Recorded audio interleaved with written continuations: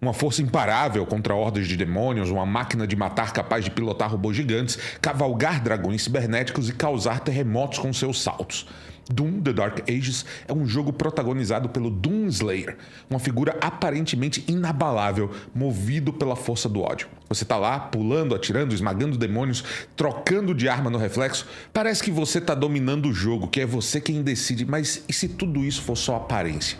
E se cada uma dessas escolhas for, na verdade, um movimento que já estava previsto, um passo dentro de uma coreografia invisível, escrita por alguém que nunca quis que você pensasse muito? Talvez esse seja o ponto mais interessante de Doom: The Dark Ages. Talvez essa história bizarra, com alienígenas, cavaleiros, castelos, demônios e um protagonista sem expressão, não esteja tentando te emocionar, nem fazer sentido. Talvez ela só exista para te mostrar, com violência e exagero, que a ideia de livre-arbítrio é uma farsa. E é por isso que, mais do que falar sobre o gameplay ou mecânicas, eu quero te contar a história desse jogo e te dizer por quê, por mais absurda que ela pareça, ela pode ser mais sobre você do que sobre o Slayer. Vamos contextualizar. Doom é um dos primeiros jogos de tiro em primeira pessoa da história e talvez o primeiro a furar a bolha, de modo que, na época em que foi lançado, jogos de FPS eram chamados de jogos tipo Doom.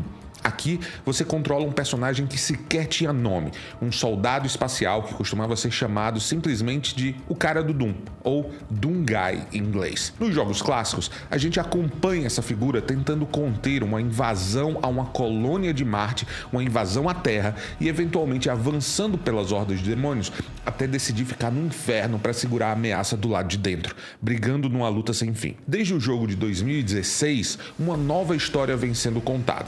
E agora, em The Dark Ages, a gente tem um prequel, uma história que se passa antes dos eventos do jogo de 2016. A gente fica sabendo que, em algum momento, o Slayer foi resgatado do inferno por uma raça alienígena super avançada tecnologicamente chamada de Makers. Esses Makers são figuras humanoides esquisitas com a parte de baixo do seu corpo formada por tentáculos.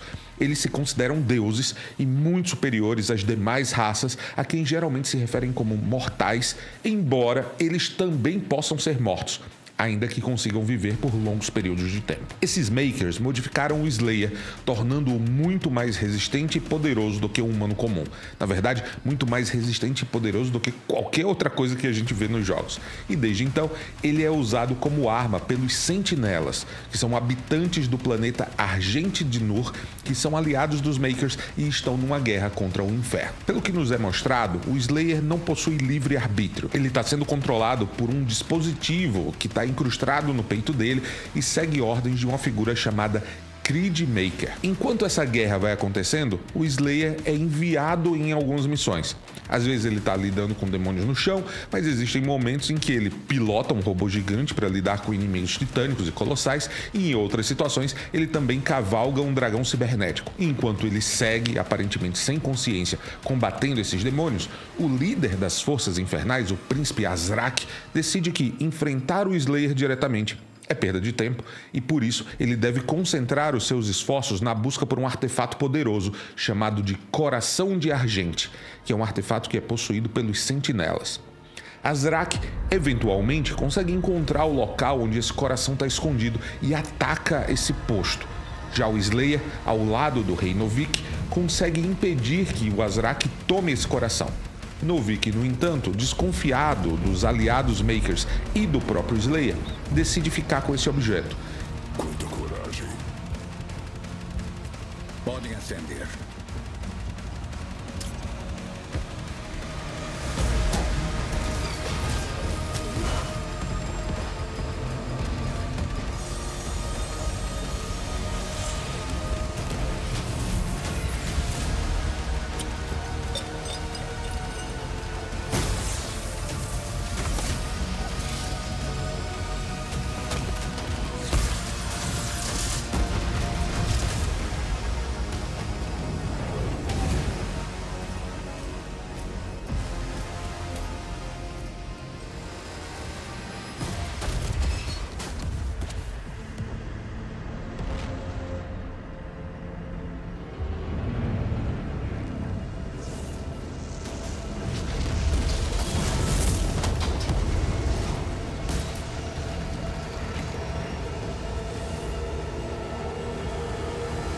E logo após isso, Azrak lidera mais uma ofensiva muito violenta para destruir de vez os sentinelas. Essa é a maior de todas as invasões até então. O Creed Maker, temendo pela sua própria segurança, se recusa a enviar o Slayer para proteger os seus aliados nesse momento. Só que um negócio inesperado acontece, porque diante do massacre iminente, o Slayer consegue romper o controle mental do dispositivo, o que força o Creed a liberá-lo. Agora, com sua nova autonomia, ele salva os sentinelas do massacre completo. E furioso, o príncipe Azrak até consegue roubar o coração de Novik, mas ele descobre que o objeto está vazio e por isso é inútil. Nesse momento de vulnerabilidade, o Azrak propõe uma aliança ao Creed Maker, que, temendo a crescente autonomia do Slayer, acaba aceitando traí-lo. Enquanto isso, o Slayer vai tentando, sem sucesso, remover o dispositivo de controle da sua armadura.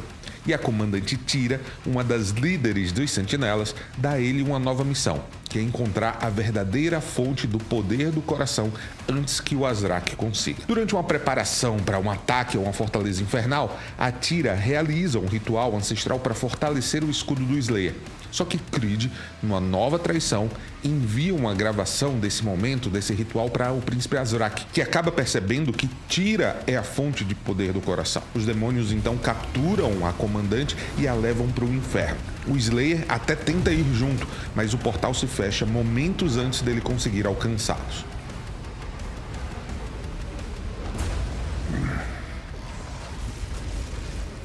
Pô, vai levar um pedaço?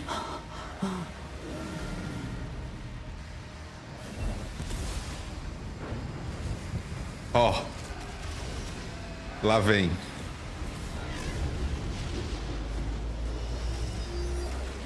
Ih, sobrou.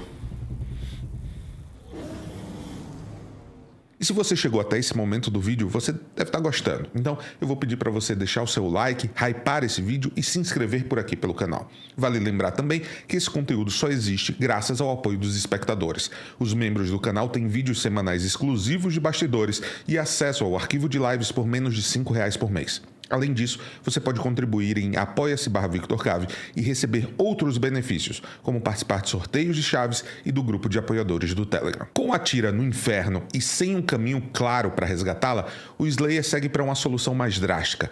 Ele vai despertar um ser infernal ancestral, muito parecido com Cthulhu, que estava aprisionado em Argente de Nor, para que, quando esse ser volte para o inferno, ele possa pegar uma carona e ir junto. Esse plano, obviamente, dá certo. Já no inferno, o Slayer então faz o seu caminho até Tira, mas acaba capturado. E aproveitando o momento de vulnerabilidade, o Azrak extrai a alma de Tira para ativar o coração de Argente, revelando que ela, na verdade, é a reencarnação de um deus A antigo. energia dela é poderosa demais. Até para você.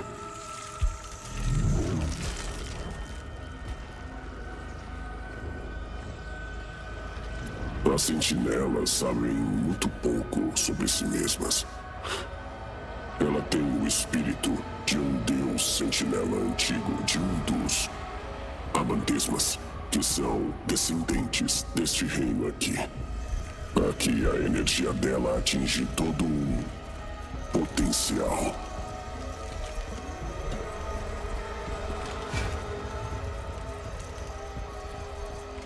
E pode ser explorada.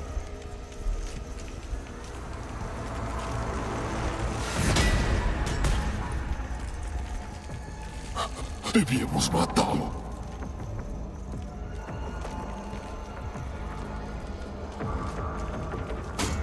Precisamos de algo mais permanente.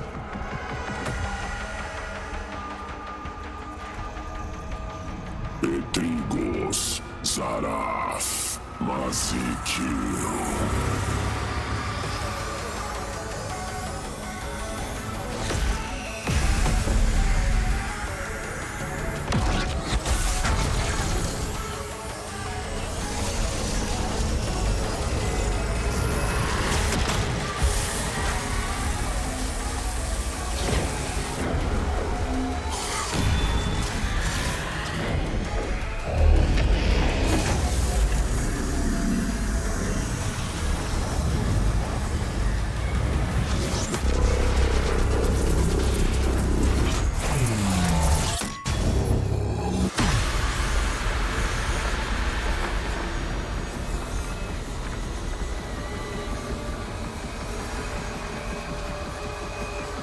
No entanto, em vez de matar o Slayer como o Creed pediu, Azrak simplesmente o aprisiona antes de liderar seu ataque final contra os sentinelas. O Slayer então se vê preso por 3 seres antigos e decide explodir o seu dispositivo de controle, sacrificando-se no processo, mas também eliminando seus captores.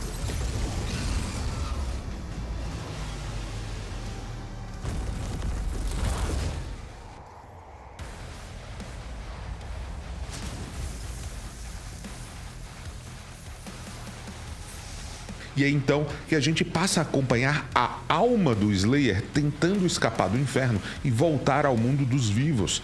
E eu vou abrir um parêntese aqui para comentar como esse trecho parece muito a representação do Yomotsu Hirasaka.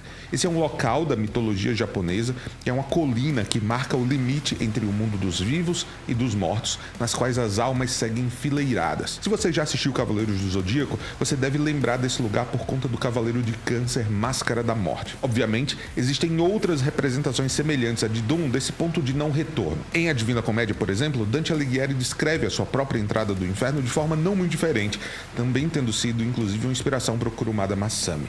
Não é à toa que em Cavaleiros do Zodíaco a entrada para o inferno também tem escrito: vós que entrais, abandonai toda a esperança no seu portão de entrada. Essa é uma frase do Alighieri. Mas, enfim, eu só quis adicionar esse comentário porque eu achei visualmente muito parecido os dois lugares. Quando essa jornada da alma do Slayer é completada, nós descobrimos que, do outro lado, o comandante Valen, mais um líder dos sentinelas, estava realizando um ritual para ressuscitar o Slayer. Então, vivo novamente, ele reinicia a sua jornada, a sua vingança. Ele vai até a nave Maker, mata o Creed por sua traição e logo depois vai em busca de enfrentar o príncipe Azrak. E, embora o confronto comece de forma favorável para o Slayer, o Azrak é potencializado pelo Coração de Argente e eventualmente vence o confronto, matando também o dragão do Slayer no processo, o que dá ao protagonista o ódio necessário para que ele ataque novamente o príncipe demoníaco e dessa vez vença, fazendo o vilão fugir para o inferno, mas também libertando a alma de Tira no processo.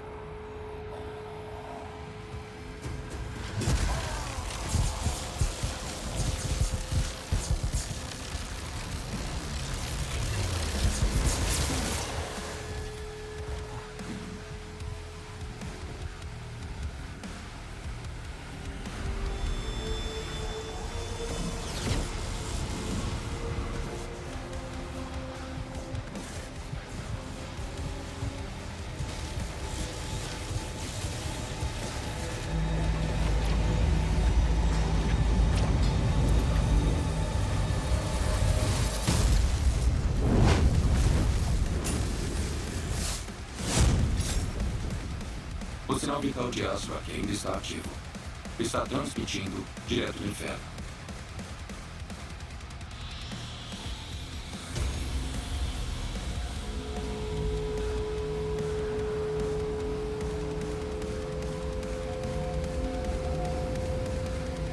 É então chegada a hora de invadir o inferno mais uma vez, agora na companhia dos sentinelas. O grupo, ao chegar lá, se divide em 2 frentes, e enquanto os sentinelas lidam com os demônios, o Slayer vai sozinho atrás de Azrak, que é encontrado e finalmente morto. Com a derrota do príncipe, os demônios recuam, Argente de Nour é salva e os Makers rejeitam as ações do Creed. Tira, por sua vez, reúne os sentinelas, ensinando-os a confiar não em seres superiores, mas neles próprios. E enquanto o Slayer acaba seguindo sozinho em sua cruzada contra o inferno. Tem gente que acredita que a liberdade que a gente sente é uma ilusão muito bem construída. A gente se acha livre porque está consciente do que faz. Só que a gente esquece de olhar por que faz isso, tá? E o Slayer, em Doom The Dark Ages, é a encarnação perfeita dessa ideia. Na primeira metade da história, ele é basicamente um fantoche. Tudo o que ele faz é ditado pelo Creed Maker através através daquele dispositivo enfiado no peito dele. Só que, mesmo quando parece se libertar, quando ele rasga o controle e age por conta própria, ainda fica uma dúvida. Ele está fazendo uma escolha ou aquilo é só um reflexo? Porque, pensa bem, a libertação acontece no momento crítico. Os sentinelas estão prestes a serem massacrados. E ele reage como quem tem um instinto de proteger. Mas esse instinto, ele veio de onde? Porque talvez ele já tenha feito isso tantas vezes que virou automático. Talvez ele tenha sido treinado, inclusive, para reagir assim. Talvez ele nunca tenha decidido nada.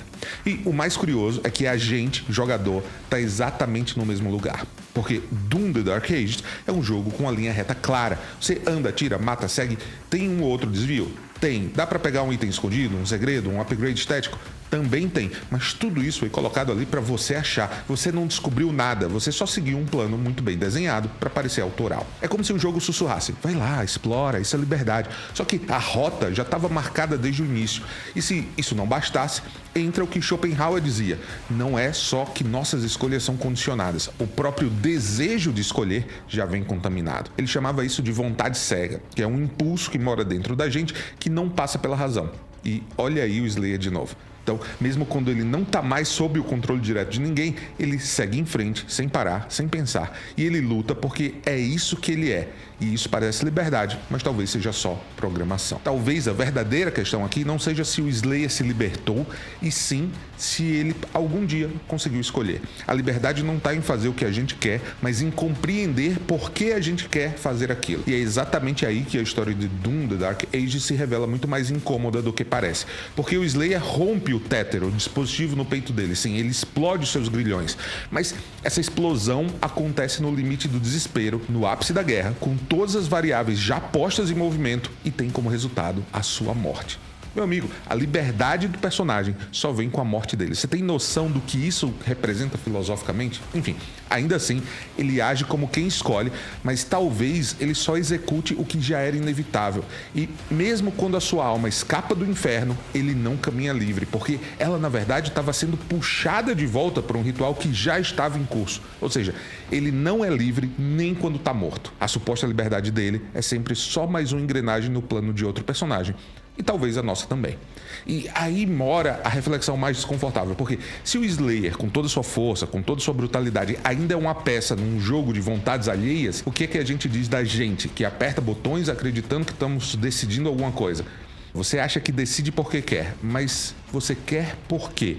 Por que o jogo vibra quando você mata alguém? Por que aparece um símbolo dourado quando você acha um item secreto? Porque tem um barulhinho de recompensa quando você faz algo certo?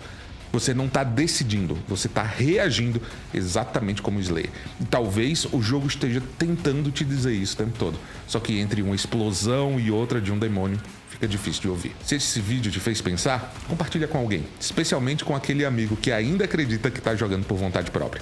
Muito obrigado por assistir até aqui. Se você quiser mais análises de jogos como essa, basta clicar na playlist que vai aparecer agora.